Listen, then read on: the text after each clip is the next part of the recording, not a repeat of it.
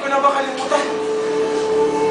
Kasabay ng paghiwalay ng inyong mga kaluluwa sa inyong mga katawan. Kasabay rin ito ang paghiwalay ng inyong mga alaala sa inyong mga isipan. Kung sino kayo, saan kayo galing, kung paano kayo namatay.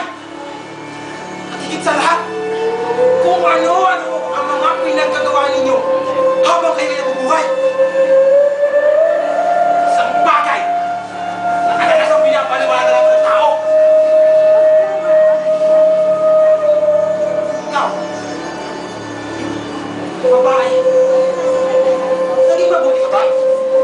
O naging kampon ka ng demonyo habang nabubuhay ka? Hindi ko alam! Naguguluhan ako! Kanina ka pa nagtatandaan! Sino ka ba, ha? Sino ka para magsalita ka ng ganyan sa amin? Eh, hindi mo nga kami kilala eh! At anong paglilitis sa pinagsasabi mo? Sino ka para litisin kami? Ang taas ng mandila, babae. Hindi na mahalaga kung sino ako.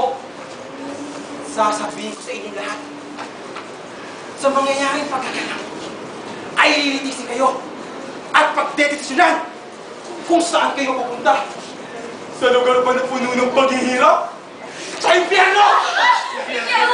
O sa lugar ng mga taong tulad ko, malayong-malayo sa hirap na dala ng impyerno.